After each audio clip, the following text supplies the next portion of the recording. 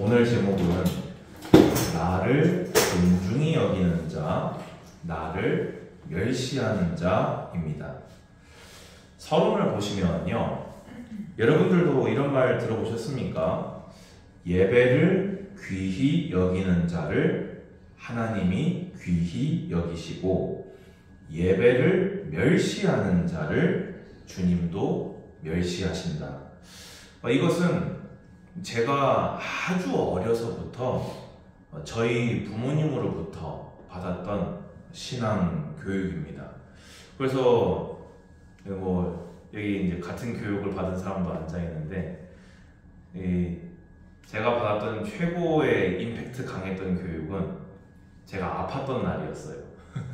너무 아파서 몸에 막 힘이 하나도 없고 아마 감기 몸살이었겠죠. 제가 권사님한테 막 애원을 했습니다. 너무 아픈데 오늘 하루만 집에 있으면 안 되냐. 권사님이 저한테 여기 있어도 아프지, 쉬게 해주는 줄 알고 교회 가도 아프지, 그러면 교회 가서 아프자. 오늘은 엎드려 있어도 뭐라고 안 할 테니까 어쨌든 예배 자리에 가서 엎드려 있어라. 물론 이렇게 말하는 것이 저희 어머니가 막 수술을 받아야 되고 막 죽을 병에 걸린 자식을 억지로 교회에 멱살 잡고 끌고 오는 그런 상식이 없는 분이란 말이 아닙니다. 사실 맞는 말이에요. 사실 저도 지금도 제 자녀들을 그렇게 동일한 그런 믿음으로 교육시키고 있습니다. 무슨 말입니까? 어떻게 해서든지 간에 하나님께 예배 드리는 삶으로 자녀를 교육시키겠다는 겁니다. 여러분, 이 내용이 바로, 저는 사실 부활절 설교를 할까 하는 마음도 있어서요. 왜냐면은 올해처럼 이렇게 사순절을 지키고 고난주간을 지키고 이렇게 묵상하고 감사하고 찬양하면서 보낸 해가 없었던 것 같아요. 저는 되게 진짜 이번 사순절 고난주간 너무 좋았거든요. 그래서 당연히 고난주간 설교를 하려고 하다가 우리가 어차피 성경 66권을 전부를 다 볼 것이기 때문에 한 번은 분명히 예수님의 부활을 만날 것이다. 한 번이 아니라 사복음서를 통해서 여러 번 만날 것이다. 그렇다면 지금 우리가 읽는 것에서 하나님이 우리 청년들에게 주시는 것을 전하자. 그래서 사무엘상을 들고 나왔습니다. 여러분, 제가 지난번에 신명기 사관 가르쳤던 거 기억나시죠? 이 사무엘상하가 바로 그 신명기 사관으로 기록된 성경이라는 겁니다. 그래서 오늘 이 예배를 통해서 여호와를, 그리고 여호와께 드리는 예배를 귀히 여기는 우리 청년들의 믿음이 되기를 주님의 이름으로 축복합니다. 우리가 먼저 엘리와 그 아들들의 행실과 죄악을 봐야 되겠습니다. 12절 볼까요? 자, 이제 오늘은 2장 안에서 보면 됩니다.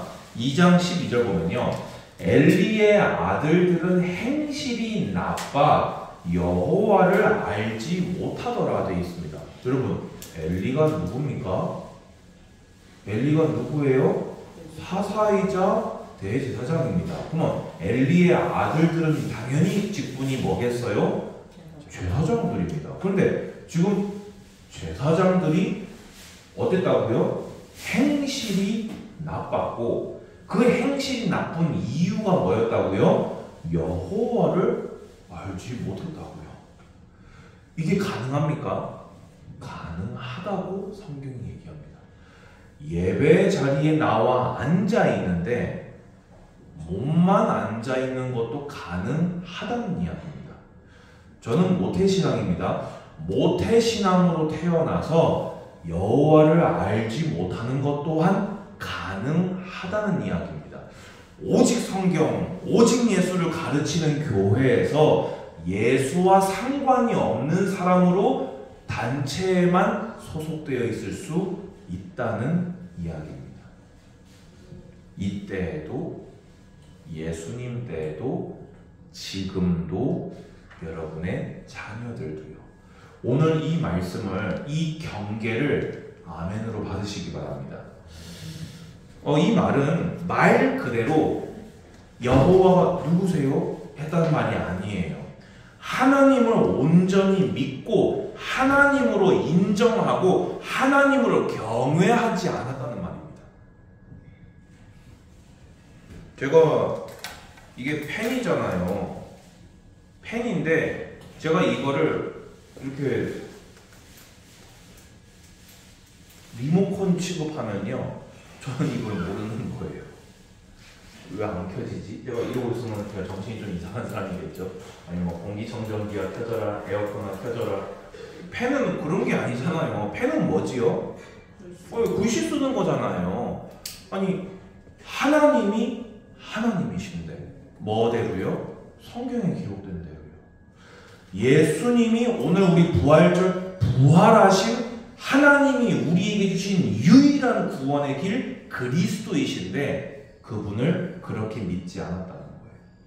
우리를 성전 삼으시고 그 구원을 우리에게 응하게 하시며 영원토록 우리를 견인하시는 분이 성령이신데 그렇게 취급하지 않았다는 것입니다. 누가요?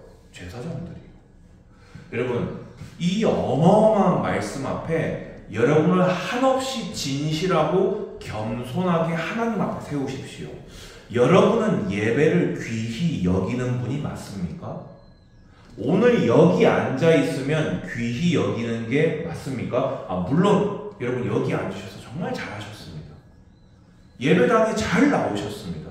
이 부활의 아침에 잘 오셨습니다. 그렇다면 이곳에 앉아서 여호와를 아는 자 되시기를 주님의 이름으로 권면드립니다. 이들이 범한 죄악이 무엇입니까? 제사장의 몫은요, 흔든 가슴과 뒷다리예요. 레위기 7장 34절에 의해서요. 그런데 갈고리를 걸어가지고 걸려 나오는 좋아하는 부위를 자기들이 먼저 그냥 가져갔어요.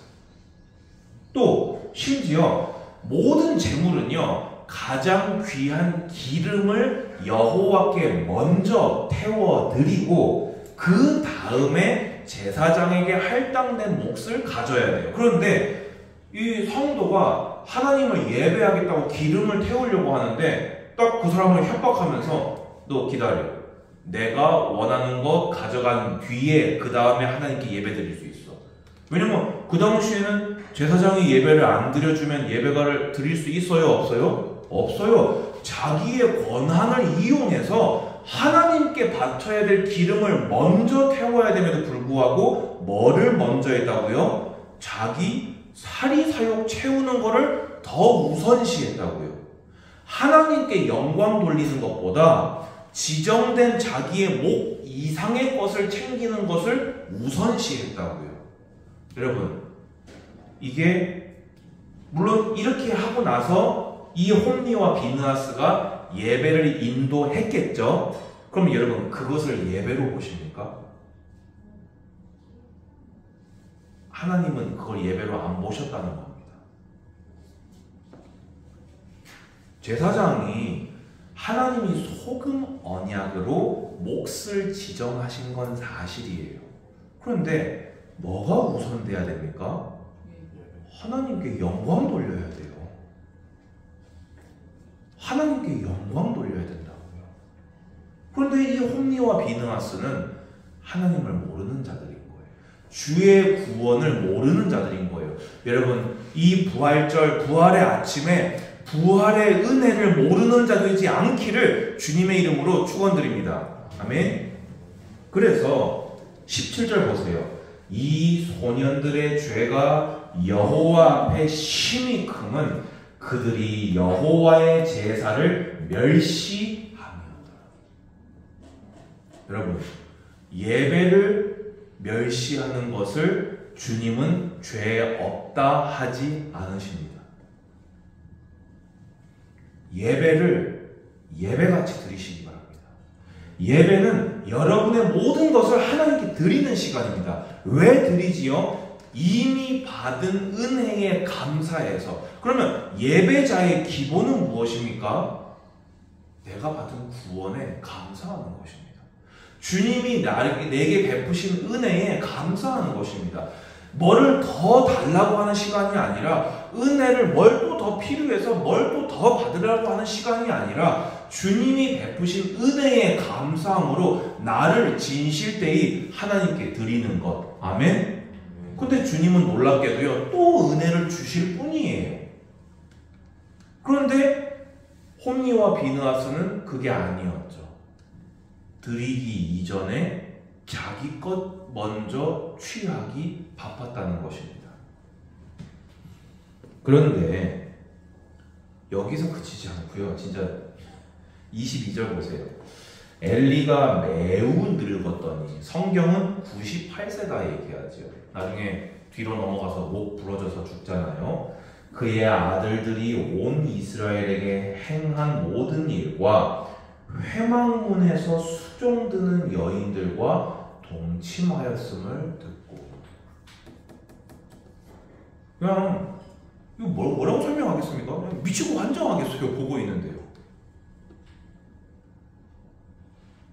보고 있는데 그냥 미치고 폴짝 뛰겠어요. 그냥.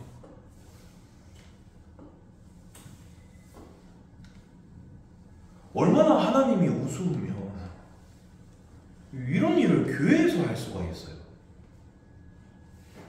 얼마나 하나님이 두렵지 않으면, 얼마나 주님을 귀히 여기지 않으면 주님을 수종드는 여인과 어떻게 이룰 수가 있어요? 이게 성경에 기록됐다는 것은 다 알았다는 거잖아요.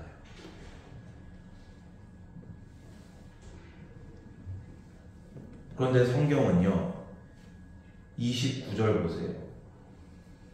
너희는 어찌하여 내가 내 처소에서 명령한 내 재물과 내 예물을 발도며 내 아들들을 나보다 더 중히 여겨 내 백성 이스라엘이 드리는 가장 좋은 것으로 너희들을 살찌게 하느냐.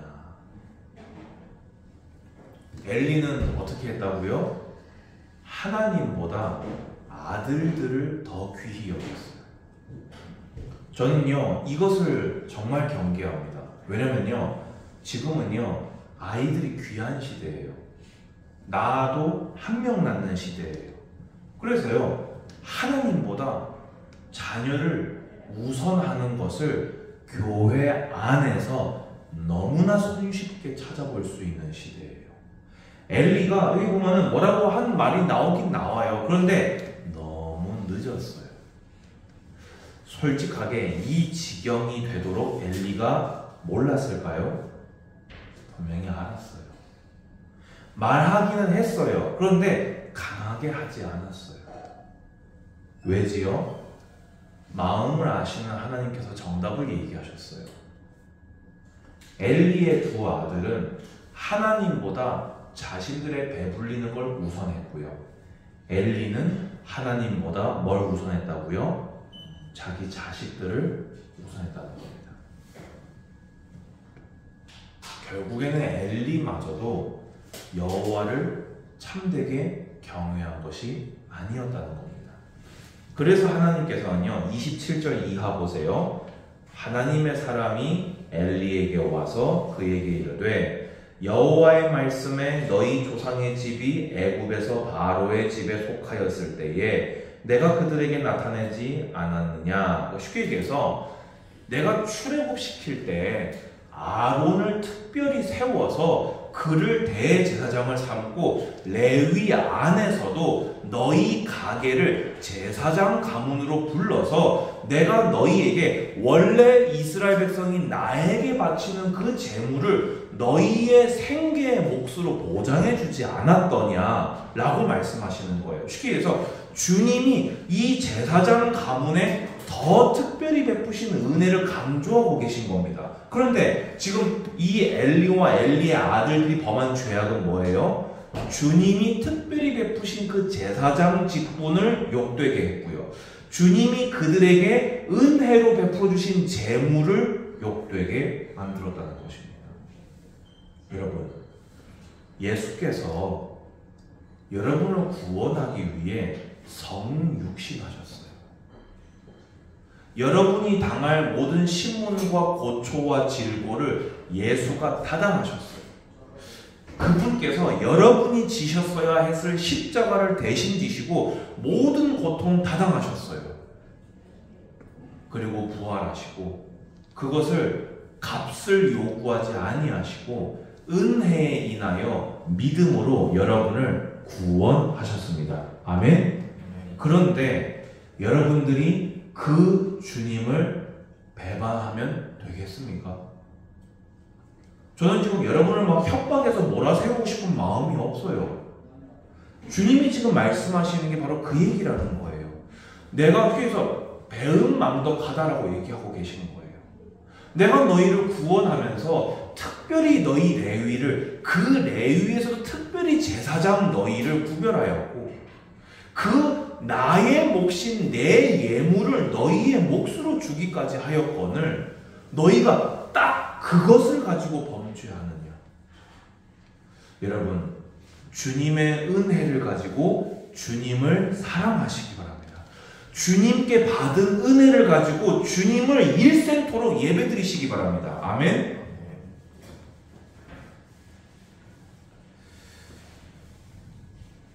그리고 엘리 같은 경우도 그것을 자녀들에게 교육시키지 못했죠. 저는 오늘도 이렇게 차 타고 아침에 오면서요, 주원이하고 주아한테 부활절을 교육시켰어요. 주님께서 우리를 위해 십자가를 지셨다. 주님이 우리를 위해 대신 죽으셔야 할 만큼 우리의 죄악이 추악하고 더러웠다. 그런데 주님은 너희를 살리시겠다고 이 땅에 오셔서 죽으셨고 부활하셨다. 너희는 일평생 하나님을 섬겨 살아라. 일평생 하나님을 예배해라. 그러니까 애들은 아직 의미도 잘 모르면서 네 그래요. 저는 이것을 계속 교육할 거예요. 언제까지요? 제 품을 떠나 스스로 생각하고 판단하고 결정하고 책임지는 성인이 될 때까지. 그리고 성인이 된 이후에도 기회만 주어진다면 자녀들의 귀에 이것을 못 박아줄 거예요. 왜입니까? 그것을 본인들의 신앙으로 받고 안 받고는 본인들의 책임이에요. 하지만 구원받은, 주님의 은혜 받은 자녀를, 여호와의 귀역을 위임받은 저의 의무는 제 자녀를 신앙으로 교육하는 것입니다. 받아들이고 안 받아들이고는 저는 몰라요. 제가 할 수 있는 것은 기도하며 내 자녀를 신앙으로 양육하는 것까지입니다. 여러분, 여러분의 자녀가 여러분의 신앙 교육 때문에 뭐 더 삐뚤어지면 어떡해요? 뭐 성적이, 그건 지 책임입니다. 그게 무서워서 신앙 교육을 하지 않으면 주님은 그 죄를 여러분에게서 찾으실 것입니다. 주님의 최후 심판대 앞에서요, 연대 책임 같은 거 없습니다. 각자가 행한 대로 직고할 것입니다. 그 중에서 가장 중요한 것 중에 하나가 뭐냐? 자녀에게 신앙교육을 시키는 것입니다. 여러분, 오늘 엘리가요, 신앙교육 안 시켰다고 주님께 책망받은 거예요. 진짜입니다.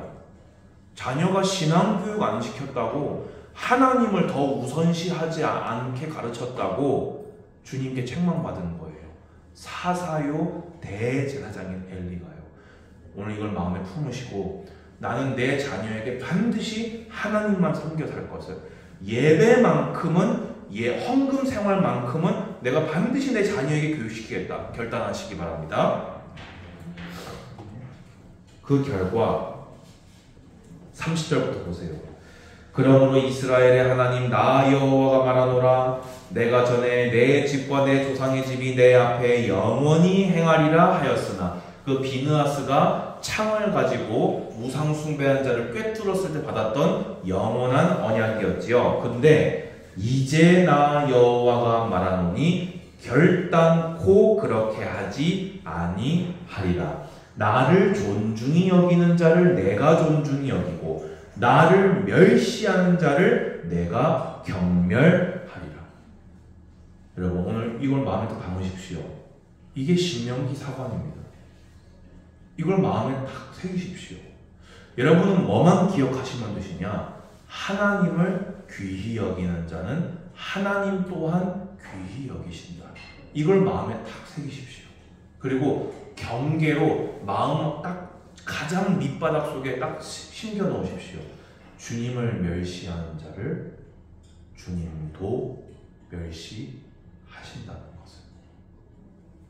일평생 주님의 품을 떠나지 마시기 바랍니다. 일평생 이 예배의 자리를 벗어나지 마시기 바랍니다. 그렇다고 영혼 없이 몸만 와서 앉아있으란 말이 아닙니다.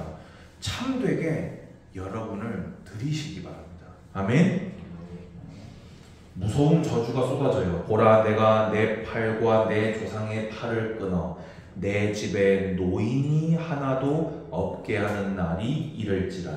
이스라엘에게 모든 복을 내리는 중에 너는 내 저소에 환난을 볼 것이요 내 집에 영원토록 노인이 없을 것이며 내 제단에서 내가 끊어버리지 아니할 내 사람이 내 눈을 쇠전하게 하고 내 마음을 슬프게 할 것이요 내 집에서 출산되는 모든 자가 젊어서 죽으리라. 내 두 아들 홈니와 비느하스가 한날에 죽으리니 그 둘이 당할 그 일이 내게 표징이 되리라.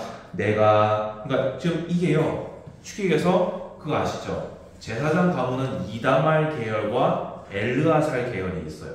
지금 엘리는 이다말 계열입니다. 이 이후로 해서 이다말 계열이 점차 쇠퇴하다가 솔로몬 시대 이후로 완전히 엘르아살 계열만 대제사장과 제사장직을 담당하게 됩니다. 지금 그게 언제 벌어진 일이라고요? 엘리와 홈니와 비느하스의 그 죄악으로 말미암아 벌어진 하나님의 징계라는 것입니다. 그래서 내가 나를 위하여 충실한 제사장을 일으키니 그 사람은 내 마음 내 뜻대로 행할 것이라. 내가 그를 위하여 견고한 집을 세우리니 그가 나의 기름 부음 받은 자 앞에서 영구히 행하리라. 그리고 내 집에 남은 사람이 각기 와서 은 한 조각과 떡 한 덩이를 위하여 그에게 엎드려 이르되 청하노니 내게 제사장인 직분 하나를 맡겨 내게 떡 조각을 먹게 하소서 하리라 하셨다 하니라. 이게 이제 아까 얘기했던 그 엘르아살 계열의 제사장. 여러분이 이해하기 쉽은 거는 사독 계열 기억나시죠? 사독 계열, 다윗 때부터 활동했고 솔로몬 때 그 지위를 공고하게 했던 사독 계열 대제사장에 대한 예언으로 1차 성취되고요. 그리고 충실한 제사장을 일으키리니의 궁극적인 완성은 누구시겠습니까? 바로 큰 대제사장이신 예수 그리스도이시라는 것입니다. 이렇게 엘리와 제사장들이 범죄함에도 불구하고 주님은 오히려 예수 그리스도의 언약을 여전히 진행시키고 계셨다는 것이지요. 자, 그런데 이와 대조되는 인물이 함께 언급되는 게 있어요. 18절에서 21절 보면요, 사무엘은 어렸을 때부터 세마포 에봇을 입고 여호와 앞에서 섬겼더라. 여러분, 어려서부터 여호와 섬긴 거 축하드립니다. 죽는 그날까지 여호와를 섬겨 사시기 바랍니다. 그리고 19절, 20절, 21절 보면요, 그 한나와 엘가나가 때마다 이 사무엘을 찾아와서 옷을 전달했고 신앙을 교육했을 것으로 저는 봅니다. 그렇잖아요. 왜냐하면 지금 사무엘을 드린 것 자체가 믿음 때문이었어요. 그러면 아들이 성전에 있으면은 그 어린 젖된 아기가 엄마 볼 때마다 울면서 뛰어나오겠어요? 안 나오겠어요? 나오겠죠. 그럼 그때마다 한나가 뭐라고 했겠어요? 저리 가! 이렇게 했어요?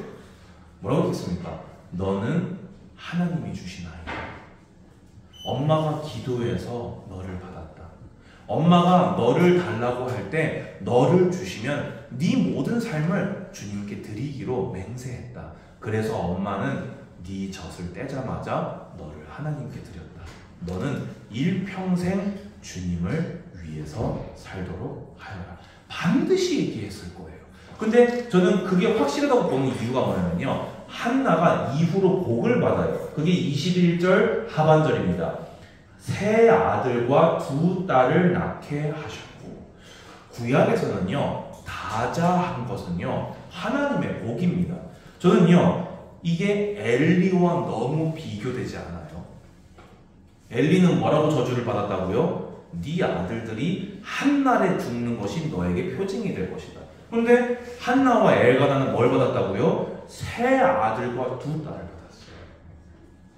여호와를 경외하고 자녀에게 신앙을 계승하는 자를 하나님은 복 내리십니다. 아멘. 그러면서 그 사무엘은 어떻게 자라났습니까? 26절. 아이 사무엘이 점점 자라매 여호와와 사람들에게 은총을 더욱 받더라. 아멘. 그래서 이제 3장에서 여러분 다 이제 읽고 오셨으니까요. 사무엘은 공식적으로 엘리의 인준을 받으면서 마지막 사사요, 선지자요, 또 제사장 직분까지 이렇게 감당하는 그런 사람으로 이렇게 세워지게 됩니다. 여러분 다시 말씀드립니다. 이것이 신명기 사관입니다. 이것이 구약의 이 신명기 사관으로 기록된 역사서들이 우리에게 오늘도 말해주는 것입니다. 하나님을 믿고 하나님만 섬겨 하나님 말씀을 지켜 사는 자를 주님은 복 내리십니다.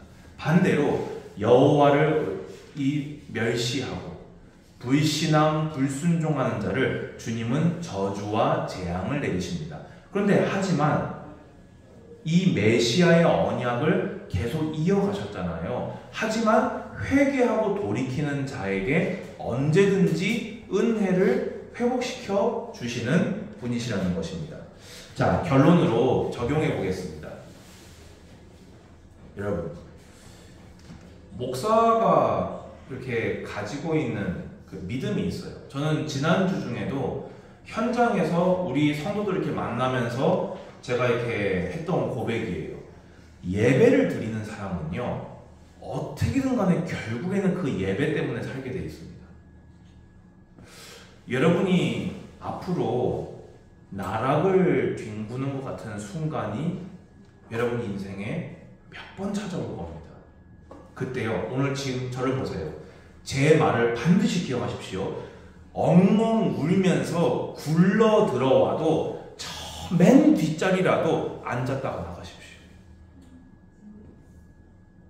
제가 시험에 든 성도님들한테 하는 부탁이 하나 있습니다. 누구누구 성도님, 정말 아무도 말하고 안 하겠습니다. 예배 시작하고 1분 뒤에 들어오셔서 축도 끝나자마자 뛰어나가십시오. 제 얼굴도 보지 마십시오. 인사도 안 해도 좋습니다. 예배만 드리고 가십시오. 이거 순종하는 사람은요, 반드시 삽니다. 여러분, 그냥 하는 말이 아닙니다. 예배 드리면요, 어떻게든 간에 살게 되어 있습니다. 저는 지난주에도요, 진짜 우리 왜 그라데이션이라고 하잖아요. 그라데이션 믿음을 보고 왔어요. 어디서요? 현장에서 예배드리는 자리에서요. 처음에요, 이렇게 좀 잘 이렇게 안 들릴 수도 있어요. 그런데요, 예배를 드리면요, 그 예배 자리에서 하나님이 결국에는 은혜를 베풀어 주세요. 여러분, 제가 똑같은 말을 좀 계속 하잖아요. 정말 중요합니다. 여러분 평생에 예배의 자리는 절대 떠나지 마세요. 무슨 일이 있어도 진짜 여러분 저하고 멱살 잡고 하면 싸우겠습니까? 저하고 멱살 잡고 싸워도 얘기했잖아요. 제 얼굴 보지 마시고 저 뒷자리에 앉았다가 예배 딱 끝나면 탁 나가세요. 이렇게 예배를 드리시라는 말이 아니라 그렇게 하는 한이 있더라도 하나님께 드리는 예배는 예배로 드리시라고 말입니다. 예배 드리면 반드시 살아요. 근데 반대로 얘기합니다. 무슨 이유든 무슨 핑계든 예배와 멀어지는 사람은요, 결국에는 하나님 떠납니다. 저주를 하는 게 아닙니다.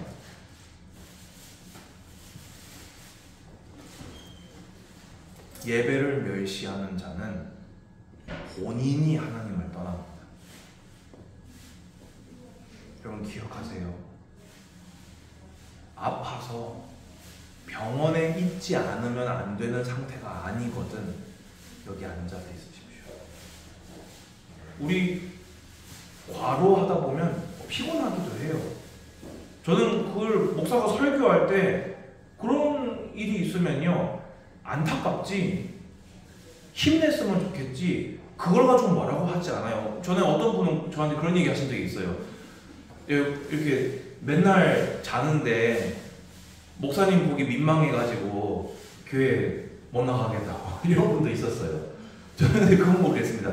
차라리 엎드려서 주무시죠. 와서 목사 마음은 그래요. 차라리 그럴 거면 교회 와서 그냥 엎드려서 주무시고 가세요. 이렇게 하란 말이 아니라 그렇게까지 예배가 중요하다 그 말이에요. 여러분 그리고 이것을 여러분 자녀에게 그대로 가르치세요. 여러분이 하는 것보다 더 가르치세요. 나중에 여러분 자녀가 철들어서 사춘기 돼가지고 엄마 아빠도 이거 못하면서 왜 그렇게 말해? 라고 할 때까지 여러분이 하는 것보다 더 가르치십시오. 그리고 그때 그 자녀 말 듣고 자녀와 같이 신앙을 갱신하시면 되겠죠. 여러분이 믿는 것보다 더 바르게 가르치세요. 어떻게 해요? 성경대로요. 엄마 아빠 이렇게 믿으니까 너희도 이렇게 믿으라 하지 마시고 성경에 이렇게 써 있으니까 이렇게 믿으라고 가르치십시오. 성경대로 가르치잖아요. 자녀들이 성경대로 자라납니다. 부모가 성경보다 우선시하는 거 있잖아요. 신기하죠? 자녀가 정확하게 그것을 우선시하며 자라납니다. 잊지 마세요. 여러분이 가르친 대로 자녀는 자라납니다. 목사의 신앙 교육이 가정 교육 절대 넘어서지 못합니다. 목사가 여기서 열불을 터지면서 1시간을 떠들어도 월, 화, 수, 목, 금, 토를 절대 이기지 못합니다. 신앙 교육은 목사가 시키는 것이 아닙니다. 신앙 교육은 부모가 성경 들고 시키는 겁니다. 그럼에도 불구하고 주님은 약속대로 그리스도를 보내셨습니다. 저는 오늘 부활절 예배 오면서 마음이 너무 기쁩니다. 아까도 찬양하면 사실 설교하려면 목을 아껴야 돼요. 근데 사셨네 하는데 목을 아낄 수가 없잖아요. 그런 찬양을 하는데요. 오늘 연합 예배 때 또 찬양 예배 하거든요. 목 아끼지 마세요. 이럴 때 아끼지 마세요. 주님이 여러분을 위해 베푸신 그 구원을 그 신실하신 십자가를 그 부활로 완성하신 예수 그리스도의 복음을 소리질러서 찬양하시기 바랍니다. 아멘. 주님은 은혜시요 사랑이십니다. 그렇다면 우리가 얻을 수 있는 결론은 뭡니까? 여러분도 사무엘처럼 한나와 엘가나처럼 주를 섬겨 주님의 복을 받는 여러분은 주님을 사랑하고 주님은 또 은혜 베푸시고 그게 고마워서 또 주님을 사랑하고 주님은 또 은혜 베푸시는 천국 가는 날까지 이런 인격적인 교제를 여러분과 여러분의 자녀가 함께 누리게 되시기를 주님의 이름으로 축복합니다. 주님 감사합니다. 여기 있는 또 영상을 통해 예배드리는 우리 모든 예배자들이 여호와를 귀히 여김으로 귀히 여김을 얻는 자가 되게 하여 주시옵소서. 예수 그리스도 이름으로 기도드리옵나이다. 아멘.